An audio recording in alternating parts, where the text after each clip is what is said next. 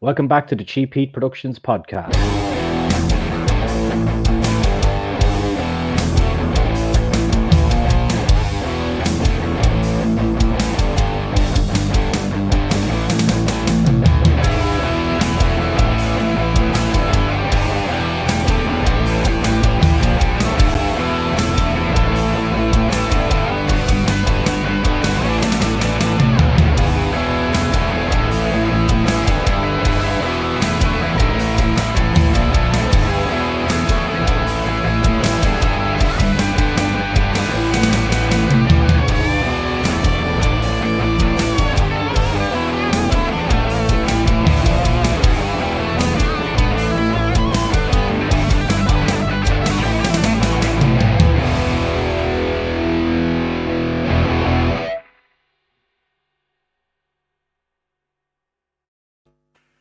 Okay, welcome back to the show. And today on the show, I have an absolutely iconic guest from the world of wrestling from the 90s, Mr. Ahmed Johnson. How are you doing today, man?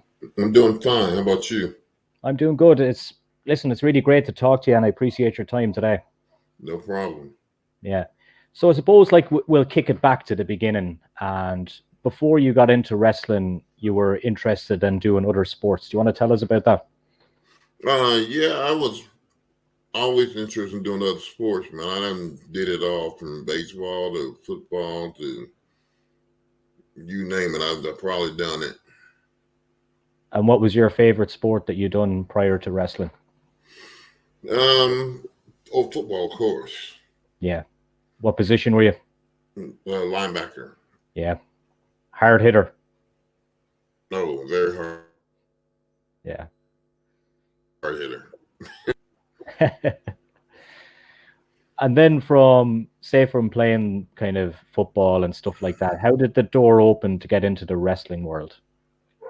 Michael Hayes saw. I had wrestling as Michael Hayes in the Freebirds one time in Dallas, Texas, at the Sportatorium, and Michael Hayes told me, he said, "Man, he said you're good. I'm gonna get you in the WWF. It was WWF then." Mm-hmm. And he's like, "I'm gonna get you up there, man." But you hear that all the time, so you just blow it off. You're okay, yeah, man, whatever. Yeah. And before that, were you doing work on independent circuits? Do what now? Were you doing a bit of work on independent circuits before that jump to WWE?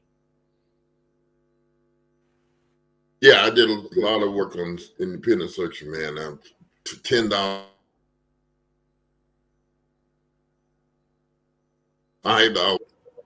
Yeah, a lot of work on independent circuits from $10 to $5 or whatever they can give you. Yeah. But you got to pay your dues. Yeah.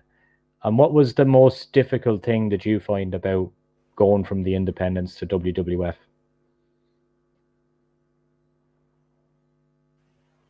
I'm sorry, my screen broke up. I didn't hear what you said. Yeah. What was the most challenging thing from going from the independents to the WWF, like say primetime WWF? Having run on keeping your own stuff. When you sign the WWF, you sign your life over. Mm-hmm. Your name, everything is signed over to them. So independent, you don't get to worry about independent. You can basically be who you want to be and do what you want to do. And where did the name Ahmed Johnson come from? It came from Stink Skin. Oh, Ahmed Johnson came from Vince and them, WWE. Mm-hmm. And what were you known as before then in the independents? I'm sorry? What were you known as before then in the independents, before you were known as Ahmed in WWF? Modib, Black Superman, couple of different names. Nightbreeder. Yeah. And when you came into WWF, then you say you kind of sign your life away. Did you have any input into your costume design, which I thought was really cool all the time, and things like that, or did they do everything for you? No, they did everything. They ask your opinion. I mean, you get to sit in and you get a say so. but it's basically, what do you want to do? All right, keep your mouth shut. We got it. That's the easiest thing to do there. Just keep your mouth shut, is it? Exactly. Yeah. But like I always like thought of you like because when I first seen you, you were actually my first action figure that I had when I was like 8 years old. Oh yeah. Yeah, you were my first action figure in the little blue WWF ring, really Oh old yeah. kind of ring. The durable ones, they don't make them like that anymore because I've got a little boy now, but he's only 2, but I haven't bought him a ring yet because there's so many little pieces. But back in the day, it was just it all came together. The ring, you Yeah, just had that to put big the ropes ring, on. that big Yeah, old box that came in. yeah, and just a blue ring and a blue mat. Yeah. Yeah. Um. So, what was WWF like to work in then, apart from the lack of say input that you could do from yourself? Like, what were the guys like, and what was a typical day like? And did you find pressure on, say, live television? Um, it was more like a street gang. I mean, everybody had their cliques, you know. Hmm. And you have to belong to one of the cliques to really get a push or to get in there. And I didn't join any cliques. I mean, it was what it was, you know. You just kept to yourself and done your own thing. Right. And some people took that in the business as me being mean or me being, didn't want to associate with them. No, I just didn't want to get in any of the junk that was going on. Yeah, Cliques fighting against each other and one clique having say so over the other ones. And it was a mess, man. yeah. So you tried to stay out of drama because I'd imagine in the 90s that wrestling was a very dramatic place. It was drama, drama, drama. Hmm. And you either got in it or you stayed out of it. And I chose to stay out of it because I wouldn't worry about nobody coming to me trying to punk me out. Mm, So I stayed out of the drama. yeah. What But do you that think? was Yeah. Go What ahead. do you think? What do you think brought on drama back in those days? Was it just guys like kind of like rock stars were in the 90s, just partying hard, really? Yeah, it's basically who you party with and who you hung out with, or who you rode down the road with. Yeah, I wasn't down for that, brother. yeah. When you look at life on the road and being away from family and things like that, was that one of the most challenging things? Oh yeah, stay away from your family. Thank God, that you got time off. But staying away from your family, like I really miss my boys growing up and my daughter Hmm. because I was, always on the road and so busy. I mean, I was on the road, man. 300 days a year? Yeah, 300 days a year, and barely had time to breathe. Yeah, probably only home for maybe 2 days at Christmas and then gone again. Oh yeah, Yeah, and you better be there too. You better yeah, be there on yeah, time. yeah. How did it feel for you to win the Intercontinental Championship as the first African American man on a professional and a personal level? Oh, it felt good, man. It felt, real good. It was a mark that I hadn't even planned on reaching, when I got in there. Hmm. But once they found out how much money I could draw, then they were like, "Oh yeah, this kid here, we need to put a bet on him and keep him around," Hmm.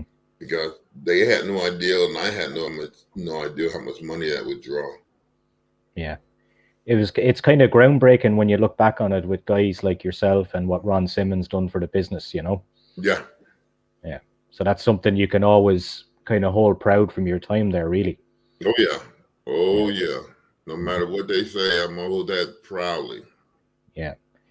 I was watching a couple of your promos with Stone Cold there on YouTube earlier, and what was he like to work with in the ring and like on the mic and stuff like that? Did you find him good to work with, Austin?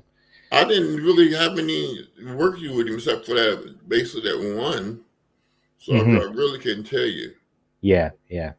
It was, I think Vince was involved and Austin was there. I can't remember the context of it, but I just remember you came out and you were both kind of trash talking each other. Was I in the ring or was I Yeah, backstage? no, you're in the ring as well. Is that when he gave me the stunner? I don't know if he gave you the stunner. It was only a short clip on YouTube with I can't remember what it was about, but you two were talking anyway and going into an apparent angle together. I don't remember it. It's slightly before when I first started watching wrestling. Okay, Yeah. I don't know. I really can't say too much about it because I didn't really work with the guy. Yeah. The one guy you worked with who's still going, the man you won the belt off of, Goldust. What was he like to work with? He was all right, man. He was fun to Yeah. work with. He was, Yeah. a big character. I couldn't believe I seen him in Dublin when they were wrestling one day, and I seen him coming out of the hotel, and I couldn't believe how tall that guy is. Oh yeah, he's a tall dude, man. Yeah. Not taller than he looked in the ring. He Yeah. doesn't look that tall in the ring, but once Not you at get all. next to him, you're like, damn, Yeah. man, I And didn't know he was that tall. yeah. And he was there with without the makeup, obviously, coming out of the hotel, and there was some little kids there that were like, "Who's that? Who's that guy? Who's that guy?"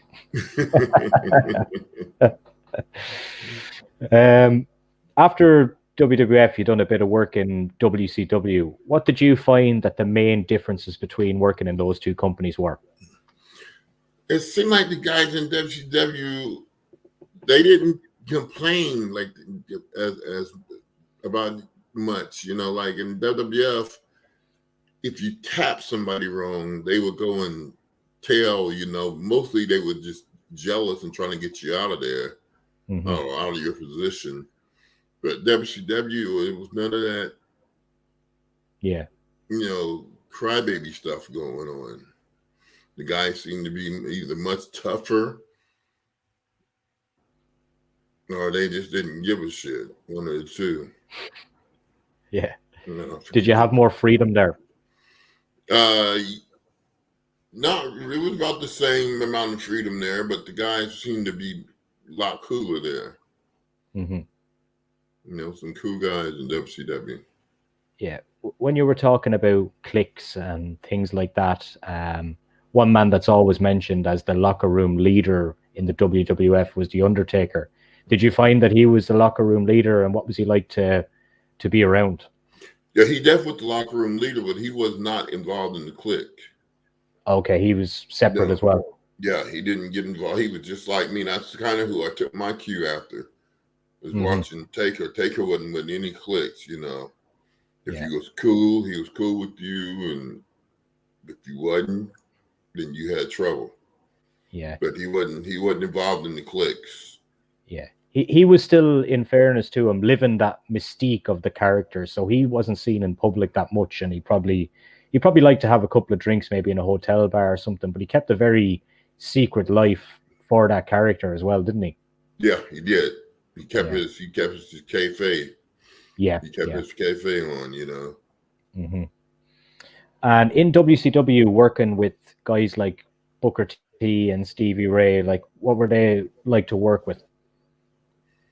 They were good to work with, man. Yeah, real good to work with. Yeah, and are you still involved with the two boys with the wrestling school?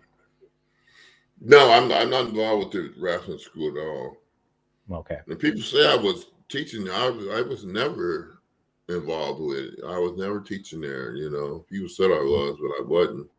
Yeah.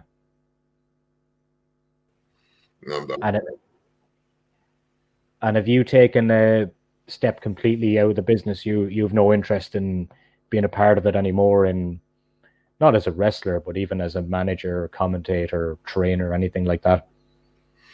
I don't know, man. I don't know. It left a good taste in my mouth, and it left a bad taste in my mouth. Yeah. It tastes good. It's good going in, but it's bad going down. Yeah. That's all I can say. Yeah.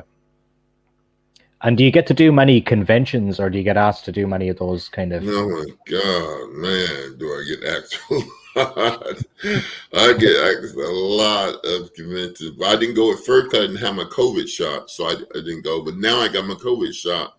My leg is hurting me, messed up. So I still say no, but I probably gonna turn down at least 20 of them. Mm-hmm. That's a lot of money going to waste. Yeah. Is it something you consider in the future? Oh yeah, for sure. Yeah. For sure.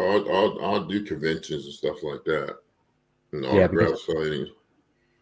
Yeah, because I still think there's a lot of people that remember you from the WWF, Yeah. They remember the character.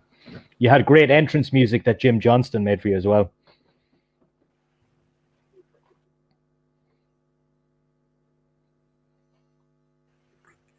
Yeah, everybody loved that entrance music, man.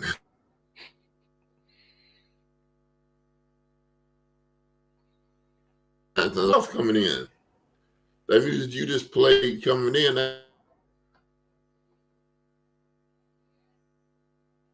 man. Did it get you pumped up, that music?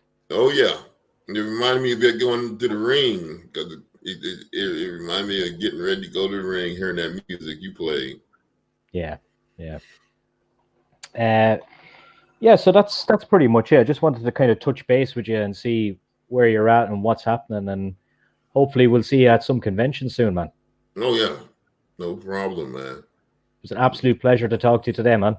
All right, brother. If you're gonna need me again, just give me a holler. Absolutely will. We'll go through your career in more detail next time. Okay. Look forward to it, man. All right, take it easy. You too.